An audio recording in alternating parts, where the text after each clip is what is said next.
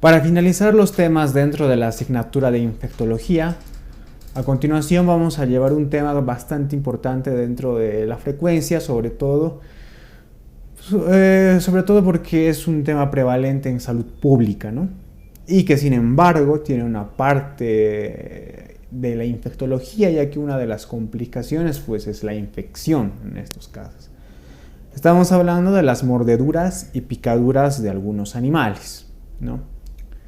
Normalmente las picaduras o mordeduras pues, no suelen ser graves. En la mayoría de los casos se resuelve de forma favorable, incluso solamente con medidas básicas. Sin embargo, hay un pequeño porcentaje de estas heridas por mordedura de animales o picaduras que va a tener otro curso, va a tener un curso un poco más tórpido y se va a predisponer a desarrollar una infección, ¿no? Y de ahí que está dentro de la asignatura de infectología. También te recuerdo de que muchas de estas heridas a causa de mordeduras o picaduras son generalmente accidentales, ¿no?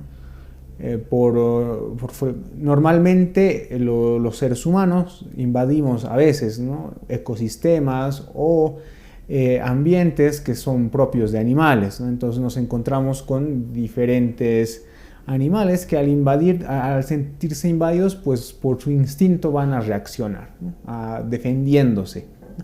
Lo mismo pasa con los animales domésticos, en los que generalmente estas heridas son de causa, en su mayoría, accidental, ¿no?, ya sea por algún maltrato o ya sea por alguna causa, ¿no?, que incite al animal a defenderse.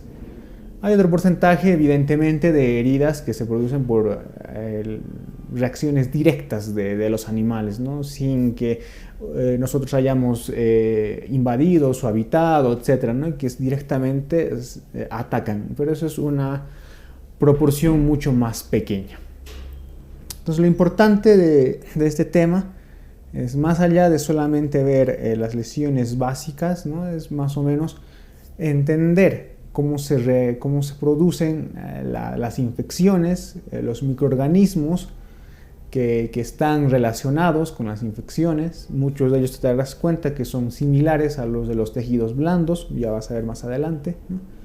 Y sobre todo, en el caso de las mordeduras por serpientes, los grados de complicaciones y el tratamiento son lo más importante.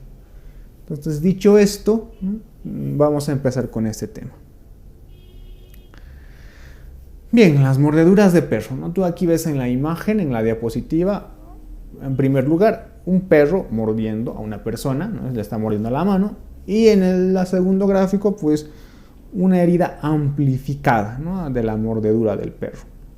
Dentro de las mordeduras de animales, la mordedura de perro es la más frecuente, ¿sí? Tiene una alta frecuencia, sobre todo que las heridas se produzcan en los miembros superiores, ¿sí?, en las manos, en los brazos, etc. Tiene una incidencia mayor en los niños, sobre todo, ¿no? Entonces, normalmente las heridas por mordedura de perros pues no suelen ser graves, ¿no? Y bueno, obviamente es dependiendo del ataque, ¿no?, del tamaño del animal también en sí, ¿no? Pero en términos generales no suelen ser tan graves, ¿no? Hay un pequeño porcentaje de heridas que, como te decía antes, van a evolucionar hacia una infección. Y esto es bastante obvio, ya que la boca de los animales, igual que la nuestra, ¿no?, está con una gran cantidad de microorganismos, y que al morder a otra persona, que al morder el animal a una persona, pues fácilmente puede inocular muchos de estos patógenos, ¿no? Entonces, las heridas por mordedura de perro pueden ser, como ves en la diapositiva, lacerantes, ¿no?, que laceren por punción, eso es por los colmillos principalmente, que sean por abulsión, ¿no? Entonces, el microorganismo que más frecuentemente se relaciona con la infección por mordedura de perro es la Pasteurella multocida. Entonces, una herida infectada tras una mordida, siempre hay que sospechar en primer lugar de la Pasteurella multocida. Otros microorganismos que están en relación con la infección por mordedura de perro son el Staphylococcus aureus, la moraxella, el streptococo, ¿no? Pero sin embargo, el que tiene más porcentaje es la Pasteurella multocida. Después, la herida infectada propiamente, ¿no? Quiero que esto me entiendas. No estoy hablando de una herida en general, estoy hablando de una herida infectada, ¿no? De perro. Pues generalmente tiene una clínica que se caracteriza por una celulitis. Cuando hemos avanzado a la parte de infecciones de tejidos blandos, te había indicado de que en el caso de la celulitis por mordedura de perro, el germen es otro y el tratamiento antibiótico también es otro. Entonces, es por eso, ¿no? Porque la celulitis, en este caso, está producida por la Pasteurella multocida en la mayoría de los casos, ¿no? Entonces se produce una celulitis, la herida infectada, ¿no? Produce una celulitis, puede llegar a algunos casos a haber adenopatías, ¿no? Muy rara vez y realmente es extremadamente raro, pero hay casos evidentemente donde se produce también una osteomelitis, ¿no? Incluso artritis de tipo séptico, ¿no? Pero claro, evidentemente la herida tendría que ser de mayor tamaño y también evidentemente la cantidad de inóculo bacteriano tendría que ser mayor. ¿Cuál es el tratamiento principal? Pues básicamente lo primero que se debe hacer ante una mordedura de perro es lo que estoy señalando aquí en el gráfico, ¿no? Encerrando. Es una limpieza copiosa con agua y jabón. Es lo primero que se debe realizar ante una mordedura de perro, ¿sí? Hay que limpiar la herida con bastante agua y con bastante jabón. Si la herida es grande, como aquí tú ves en la imagen, ¿no? Es una herida bastante grande y está abierta, no se debe suturar de manera estrecha la herida. Solamente se debe hacer una aproximación de los bordes, es decir, una aproximación, nada más. Esto evidentemente para evitar el riesgo de infección nuevamente, ¿no? Ahora, tenemos, una vez que ya hemos hecho el tratamiento primordial de una mordedura, ¿no? Una mordedura de perro, limpiamos con agua y jabón. Tenemos que verificar si la herida está o no infectada. Normalmente la infección puede tardar en aparecer entre 8 a 24 horas. Entonces tenemos que ir controlando todo este tiempo esa herida por mordedura de perro, ¿no?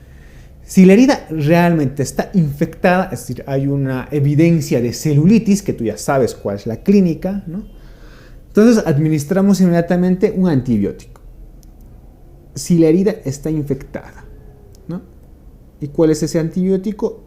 Amoxicilina, ácido clavulánico, ¿sí? Entonces, en una infección por mordedura de perro, una herida infectada, pues hay que administrar amoxicilina, ácido clavulánico.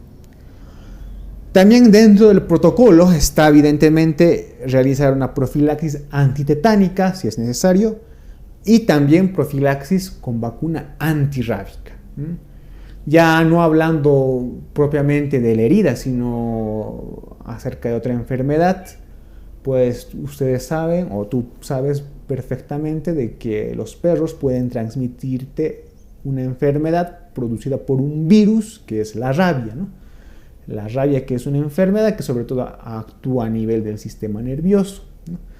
Entonces, dentro de los protocolos de nuestro sistema de salud, pues está evidentemente vigilar al can en cuestión que ha producido la mordedura, ¿no? Vigilar si tiene comportamientos agresivos, si ha recibido todas las vacunas pertinentes, etc., ¿no? Pero eso ya es otro tema, ¿no? Lo que ahora me estoy enfocando es propiamente en la mordedura de perro, ¿sí? Entonces no quiero que confundas estos dos conceptos.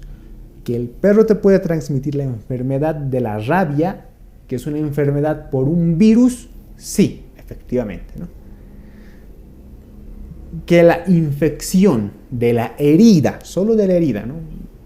Una celulitis, por ejemplo, ¿no? Está producida por una bacteria, la Pasteurella multocida, ¿no? Y el tratamiento de esa herida infectada, o sea, es decir, el tratamiento de la celulitis por mordedura de perro o la herida infectada, es la amoxicilina ácido clavulánico, ¿sí? Bien. Vamos a hablar de otra herida por otro animal, en este caso es la mordedura y arañazo de gato. Las mordeduras por gato son las segundas en frecuencia, o sea, primero están las del perro y luego en segunda en frecuencia son las del gato, ¿no?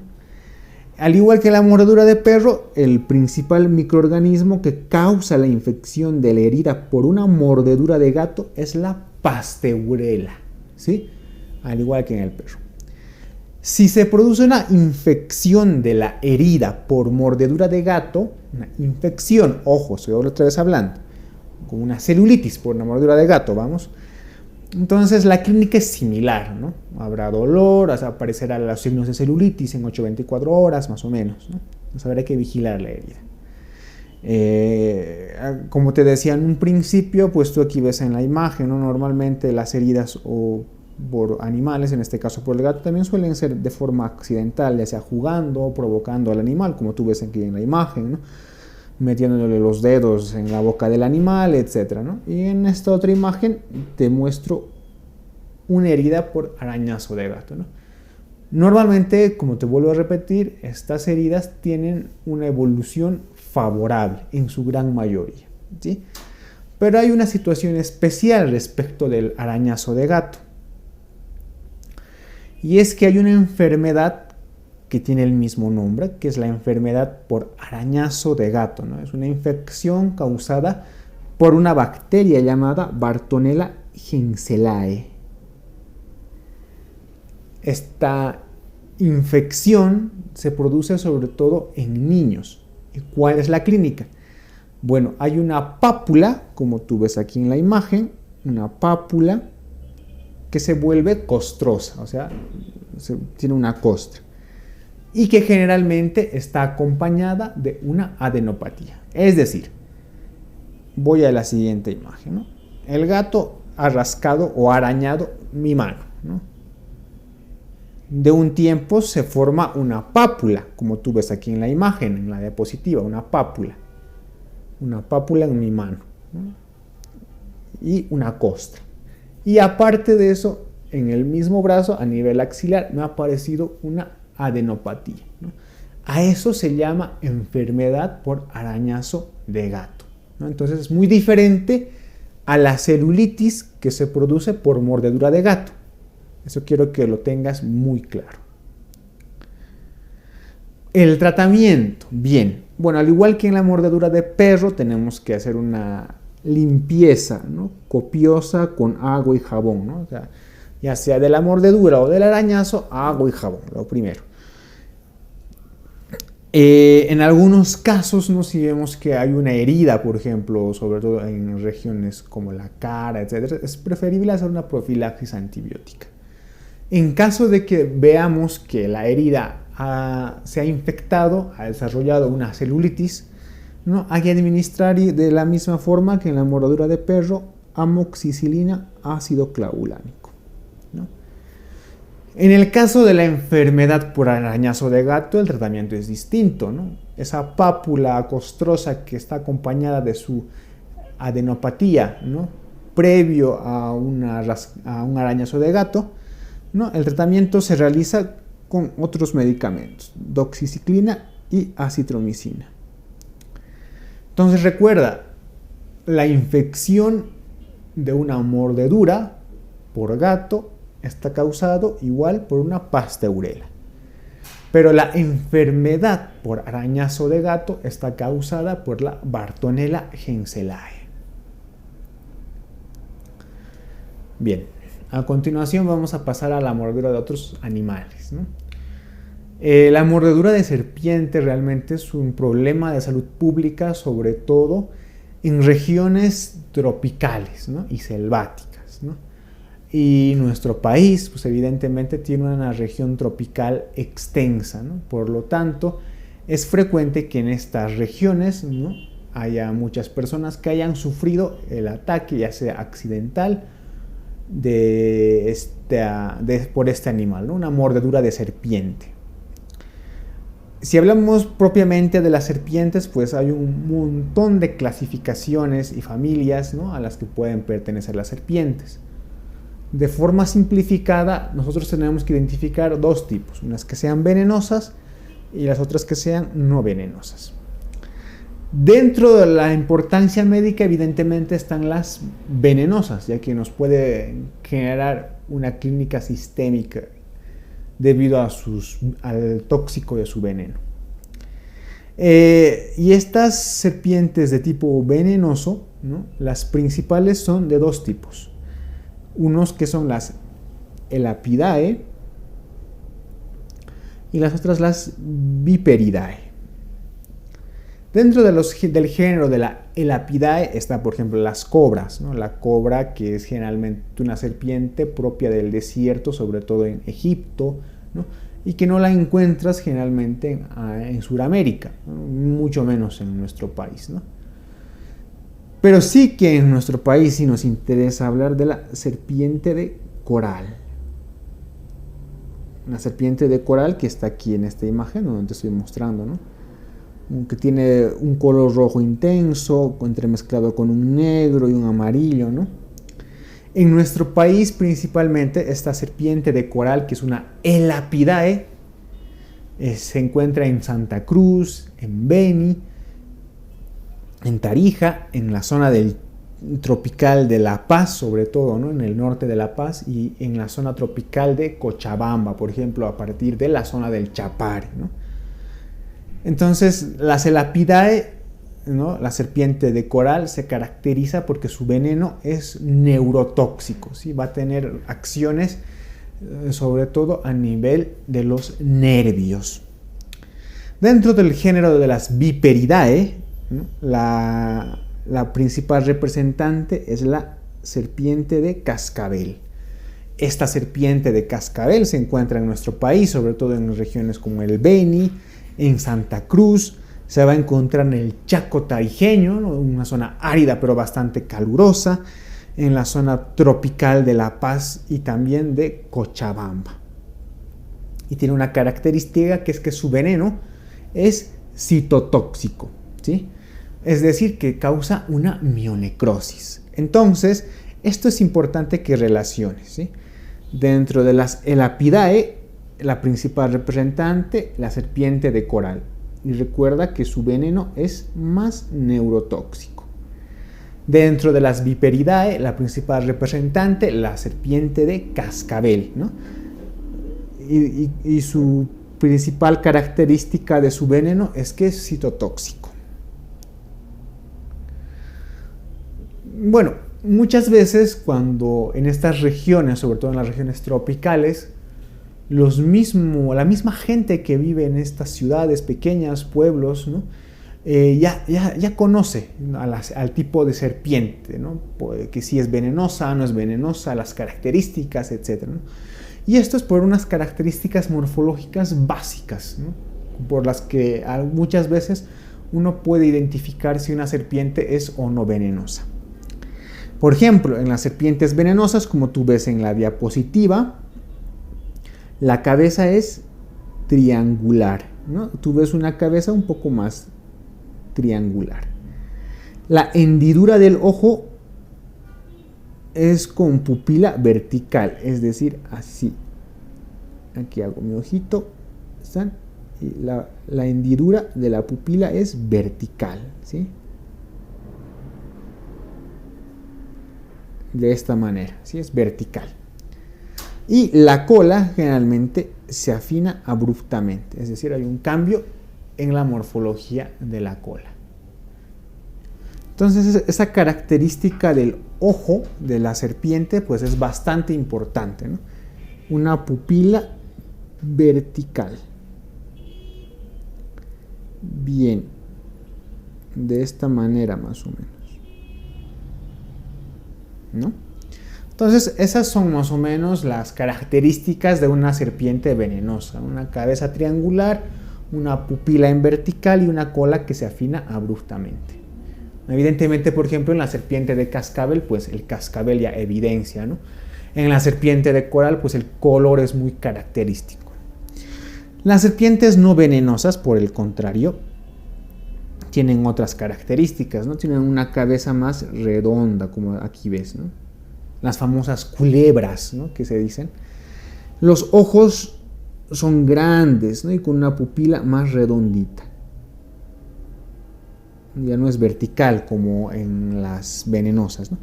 Y la cola, como tú aquí ves, se afina gradualmente.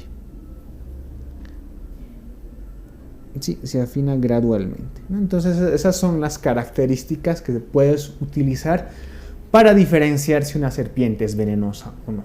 Como te digo, muchos de los habitantes de estas zonas donde hay muchos casos de morduras de serpientes, ¿no?, ya conocen las características morfológicas de estos animales, ¿no? Incluso muchas veces, una vez que hayan sufrido una mordedura, pues matan al animal y llevan al centro hospitalario a la serpiente en cuestión, ¿no? Y esto nos ayuda a identificar si es que es una serpiente venenosa o no. Bien, las manifestaciones clínicas. Como toda herida, ¿no?, como por mordedura, pues van a existir en primer lugar síntomas locales, ¿no? Por ejemplo, equimosis, eritema, dolor, puede haber edema, incluso vesículas, ¿no? Entonces, todas estas características son propias de una herida. Ahí tienes una herida, ¿no? Tienes dos puntitos, ¿no? Entonces, en esos dos puntitos que tú ves ahí, no son la prueba de la mordedura por una serpiente. Alrededor se puede formar una equimosis, ¿no? Puede haber eritema, evidentemente dolor, y de acuerdo a la toxicidad del veneno puede empezar a aparecer edemas y posterior vesículas. Si hay manifestaciones sistémicas, se van a evidenciar como náuseas, vómitos, un dolor abdominal, puede haber taquicardia. Y los efectos más graves del veneno de serpiente pues son, en primer lugar, puede haber una hemólisis, puede haber una coagulación intravascular diseminada, puede haber una rhabdomiólisis, puede haber un fracaso renal agudo, arritmias, broncoespasmo, finalmente llegar al choque del paciente y posterior la muerte, ¿no? Entonces, describimos estos tres tipos de manifestaciones clínicas en general. Las locales, que corresponden a la de cualquier mordedura de un animal, ¿no? Equimosis, eritema, dolor, en algunos casos vesículas. En algunos casos que de los orificios que tú ves aquí, de los puntitos rojos, pues esa sangre no se coagula, y es que el veneno de la serpiente pues tiene algunos factores anticoagulantes, ¿no? Entonces se notan de forma muy fina los dos puntitos y también la sangre, ¿sí? El otro tipo de manifestaciones son las sistémicas, y por último las más graves, ¿no? Las que sí tenemos que controlar son las que producen el riesgo de muerte del paciente. Bien, una vez que hemos identificado a la serpiente, tenemos que ver el grado de gravedad del envenenamiento, ¿sí? Supongamos que al paciente le ha mordido ya sea una coral o una cascabel, ¿no? Una Elapidae o una Viperidae, cualquiera de las dos. Tenemos que hacer un grado de clasificación, esto para que al tratamiento podamos administrar un suero antiofídico. Entonces, esta diapositiva que aquí ves, ¿no?, y que también tienes el cuadro en el texto, ¿no?, es importante que lo repases, no que te lo memorices de memoria, pero sí que te lo repases, ¿sí? Sobre todo para ver las diferencias entre la mordedura de un tipo de serpiente y otro, ¿no? y para ver los grados de acuerdo a los cuales se va a realizar el tratamiento. En primer lugar, en el grado 0, ya sea en mordedura por elápidos y la mordedura por vipéridos. Los elápidos recuerda la serpiente de coral, los vipéridos recuerda la serpiente de cascabel, ¿no? Por ejemplo, en los elápidos, en el grado 0, donde no hay envenenamiento, evidentemente, vemos la mordedura reciente, la marca de colmillos, es decir, estos dos puntitos que aquí tú veías, ¿no? Esos puntitos. ¿no? O sea, la marca de serpiente, esto, y tan, tan, ¿no? Entonces, esa marca de colmillos muy finitos, tú ves, ¿no? Después de 3 horas no tiene que haber sintomatología sistémica, ¿sí? Ni local ni sistémica. O sea, tú ves la herida, controlas un par de horas y si no hay envenenamiento, pues no hay síntomas locales ni sistémicos. En el grado 1, que es el grado leve, en las mordeduras por elápidos, ¿no? Hay dolor alrededor de la lesión, hay hemorragia por los orificios de la mordedura, lo que te mencionaba, ¿no? Muchas veces, el veneno tiene algún anticoagulante y la sangre sigue saliendo por los orificios, ¿no? Hay parestesias en el área de la lesión y no hay síntomas sistémicos. Por otra parte, en la mordedura de los vipéridos hay hemorragia de la misma forma en los orificios de la mordedura. En el grado 1 hay un dolor local, hay edema mayor a 10 centímetros en el lugar de la lesión, es decir, aquí se va a desarrollar un edema grande, ¿no? Que es mayor a 10 centímetros. Y no hay sintomatología sistémica. El grado 2, ¿no? En el grado 2, en la mordedura de elápidos, pues hay somnolencia, hay parestesias. Recuerda que esta mordedura por elápidos es más neurotóxica, ¿sí? El veneno de los elápidos es más neurotóxico. Hay somnolencia, hay parestesias, hay astenia, tosis, etc., ¿no? Hay manifestaciones sistémicas, pero sobre todo recuerda la somnolencia y las parestesias. La mordedura por los vipéridos es más citotóxica, ¿no? Entonces, por lo tanto, produce más dolor intenso a la movilización. En el grado 2 aparecen flictenas y adenopatías y hay manifestaciones sistémicas. A manera de resumen, en el grado 2, en la mordedura por elápidos, hay somnolencia y parestesia más síntomas sistémicos. En el grado 2, en la mordedura por vipéridos, hay dolor intenso, flictemas y adenopatías más síntomas sistémicos. El grado 3, que ya es un grado grave, ¿no? Es como en la mordedura por elápidos, es un cuadro 2, pero más acentuado, ¿no? Y además va a presentar otros signos como disfagia, dolor en maxilar inferior, hay ausencia de reflejos, ¿no? Por ahí una afectación neurotóxica, parálisis flácidas, ¿no? Que incluso puede llegar al paro respiratorio. O sea, el grado 3 es grave.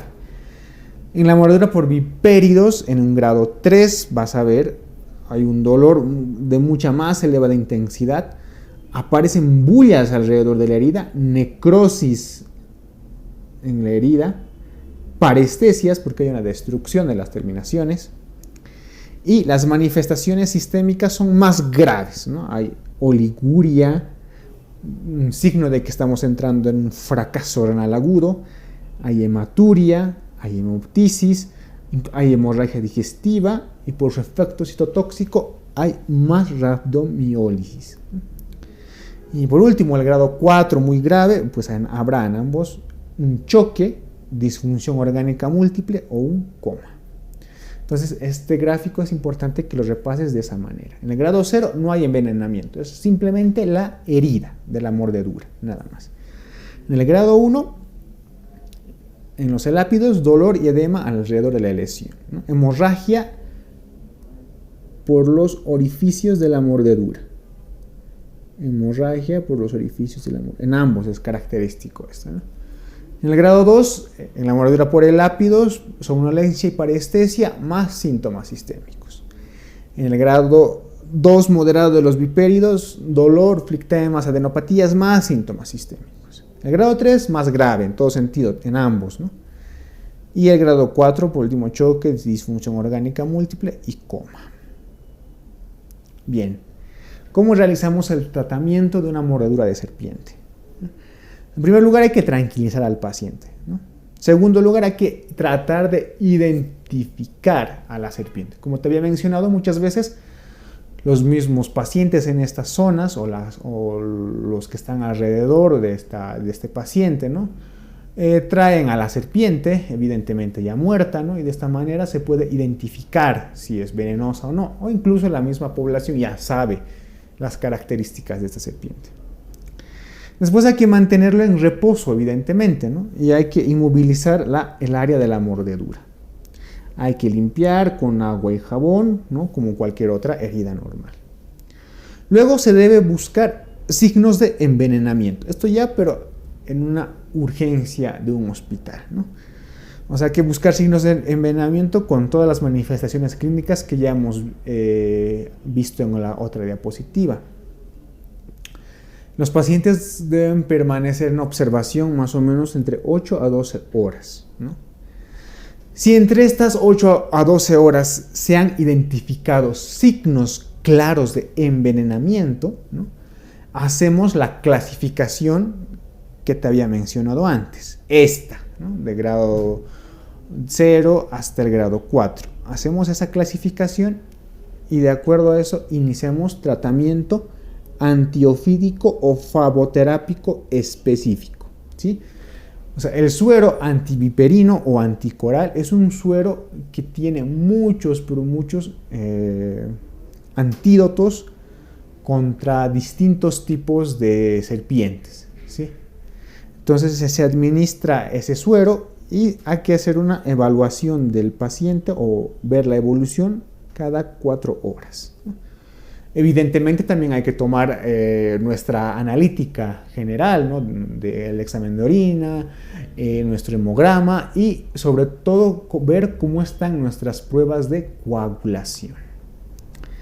A la par del tratamiento flavoterápico o antiofídico, con el suero antiofídico, pues debemos administrar analgésicos para calmar el dolor, antibióticos, ¿no? Para evitar la infección y profilaxis antitetánica. Entonces, ese es el manejo básico, ¿no? Que se realiza en la mordedura por serpiente. Bien, vamos a pasar ahora a la picadura de un animal en particular, ¿no? Esto es la araña, ¿no? Las picaduras de araña. Si tú recuerdas, hace más o menos un tiempo, más de un año posiblemente ya, ha habido 2 casos en Cochabamba que han terminado de manera fatal, ¿no? De 2 personas que han sufrido la picadura de una araña y que lastimosamente pues fallecieron, ¿no? Entonces muchas veces podemos considerar de que por lo general las picaduras de araña pues tienen una resolución favorable, ¿no? Se presentan como manifestaciones locales nada más y luego se resuelven de forma favorable. Entonces, sin embargo, hay otro porcentaje de pacientes, ¿no? Sobre todo si la araña realmente tiene un veneno muy potente, ¿no? Que pueden llegar a desarrollar un cuadro mortal. Al igual que las serpientes, pues las arañas dentro de la zoología pues tienen un montón tanto de familias y de especies, ¿no? Pero los 3 tipos de importancia médica que nos importa y sobre todo los que se encuentran también en nuestro país, en Bolivia, ¿no? Son la Loxosceles, de la cual la principal representante es la araña del rincón. Estas arañas que se encuentran sobre todo en las casas, ¿no?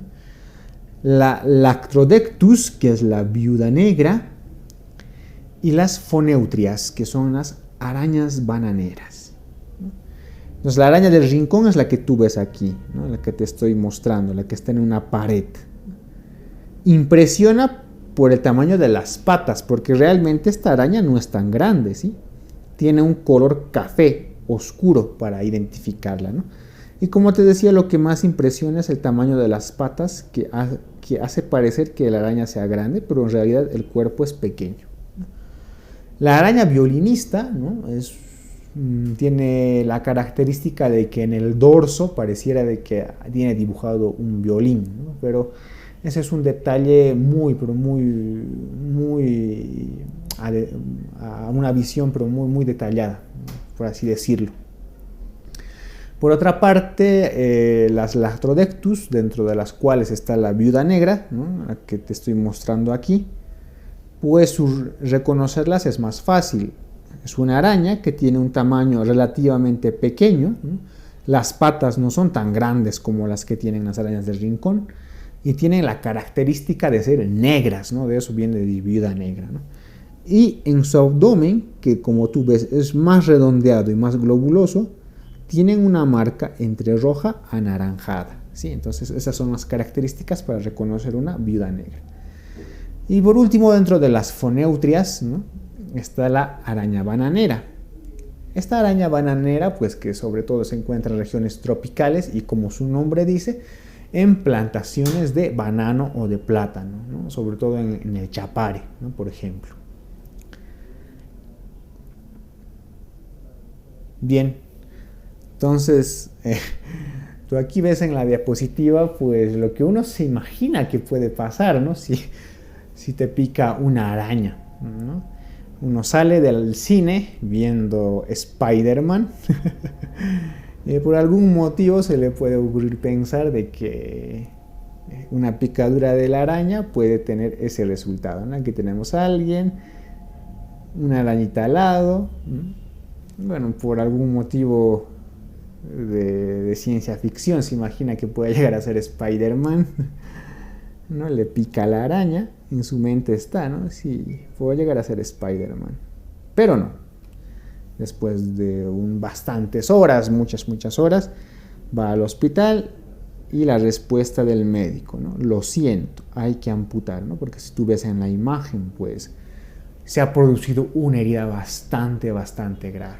Entonces las picaduras de las arañas, si bien como te decía en un principio, pues en su gran mayoría tienen una resolución favorable, sí son de cuidado, sobre todo porque identificar el género, ¿no?, de la araña, ¿no?, para ver si su veneno es potente o no, es bastante complicado, ¿no? Entonces hay que evitar, sobre todo, ¿no?, las picaduras de este tipo de artrópodos. Entonces, dentro de la clínica de las picaduras de las arañas, pues tenemos que diferenciar las que se producen por las del género Loxeles, ¿no? Estas tienen una esfingomielinasa que tiene efectos necróticos, hemolíticos y coagulantes. Entonces, si tú ves la imagen, ¿no?, en primera instancia los efectos locales se producen un eritema, un edema, posteriormente una vesícula, y cuando revienta la vesícula se produce una úlcera. Entonces, una vez que revienta esa vesícula, pues se puede formar una lesión ulcerada en sacabocado, ¿no?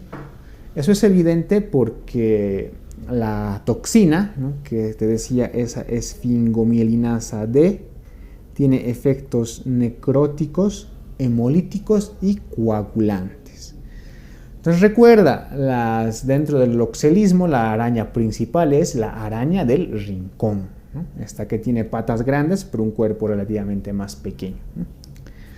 Si la toxina actúa a nivel sistémico, se puede producir náuseas, vómitos, fiebre, artralgias, mialgias, ¿no?